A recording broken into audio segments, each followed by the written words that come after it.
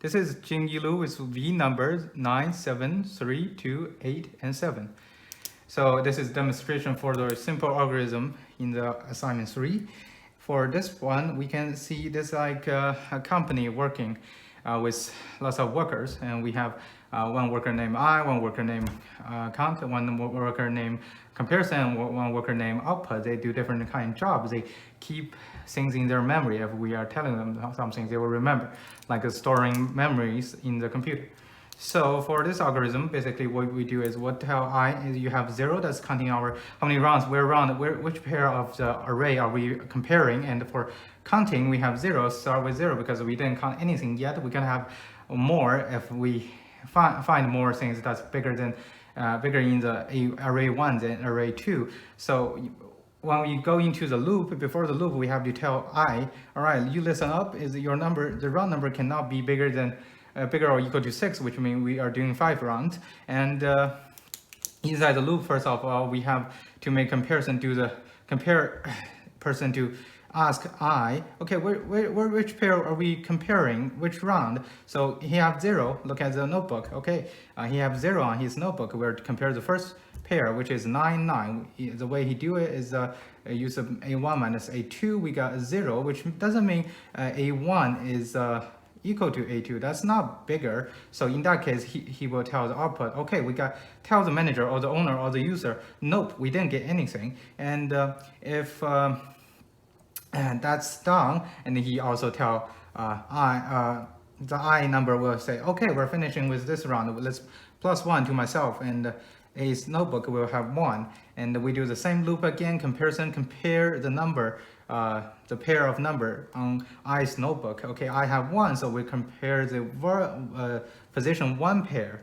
And for computer, the index is from 0 instead of 1, different from humans counting. But other than that, for the second one, we have 9 and 7, and after comparison, you find out 2, and that's bigger than 0, which means 9 is bigger than 7. And he have to tell the output, okay, tell the manager or the user or the operator, okay, we have 1, that's 9, much bigger than 7, and we found it. And also tell the counting person, all right, we have 1, count 1. So he plus 1 on his notebook, and we keep the looping and looping and looping, and in the end we're gonna have compare 0, 3, 7, 2, 1, 8, 3, 7. So we got 1 nope mark, and which is nope, and we got a check mark and 9 bigger than 7, and nope mark for 0, 3, 7, 2 check mark, 0, 9, nope, and 3, 7 is nope. So we got this one is 7 bigger than 2, and these are my outputs. And in the end, we should get counting, as a count number should be 2 because we have 2 check marks. And the comparison count to count twice already. And also in the end, we have to output the counts, for which is 2. And in the end, we're gonna have, that means 2 numbers in array 1 is bigger than the corresponding index in array 2, in array 2's number, okay? And all right, this is a demonstration for insertion sort. We have a random bunch of books we haven't sorted yet, so we can sort them from the shortest to the tallest, from the water bottle to the right. How do we do that? With the insertion sort. And basically every time we check the 2 books from index 0 to 1, then let's see is the second one taller than the first one, and we have yes over here, so we keep where they are. And then we do the same thing for the next one, compare it with the previous all the previous index, so include the first one. And in this case, yes, it's good, it's taller than the second one, which means it have to be taller than the first one. And for the next one, we have a very tall one, for sure. We know, yes, the length of it is bigger than this one and this one and this one, so we don't need to compare, we only compare this pair. And for next one, we have this. Oh, now we have one that's a little bit shorter than the previous one, so we switch there. We insert this one, the shorter one, from the previous position to the next position, then we do the comparison again. Oh, now it's taller than the previous one, so we keep it where they are, and that means this one is taller than this, this, and this, because this one is taller than this and this.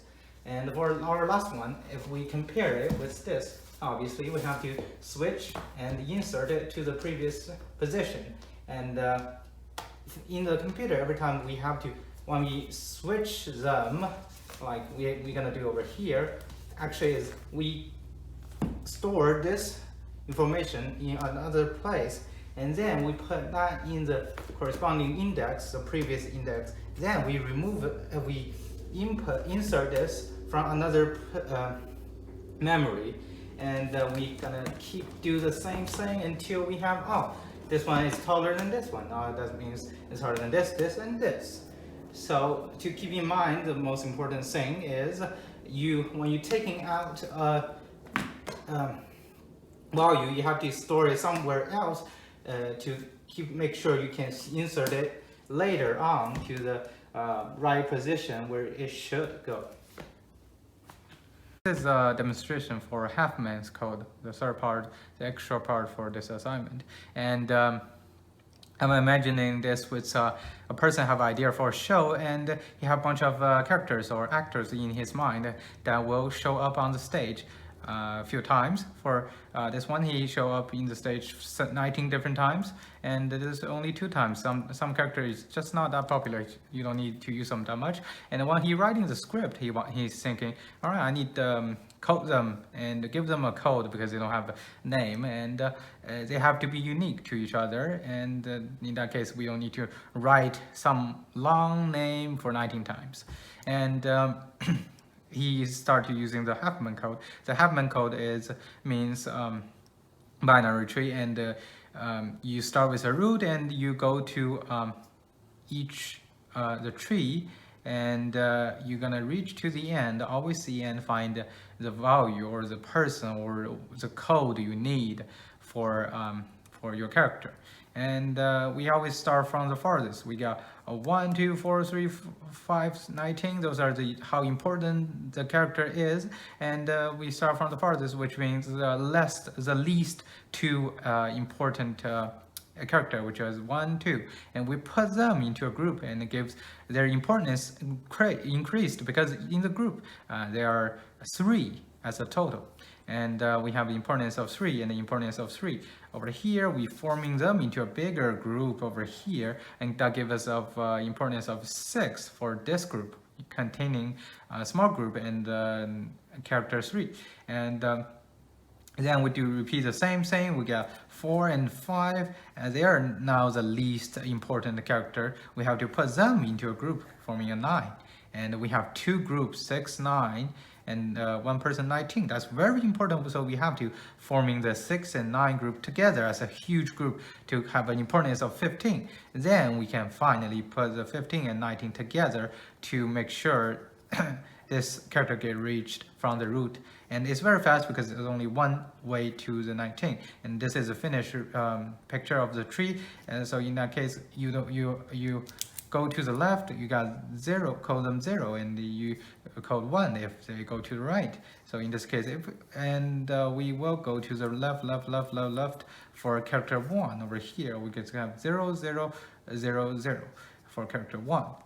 But the good thing for that, because we only probably gonna need to write his name in the script for once, and for character 19, we only have a code for 1. That's pretty easy because we have to write that 19 times, and we want that to be easy in the script. That's why we're using Huffman coding.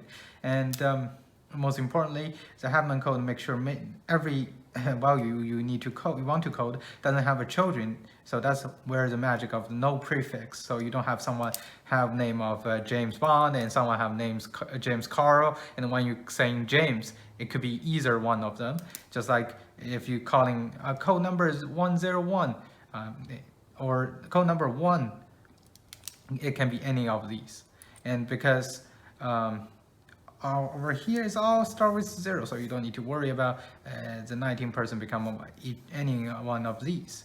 And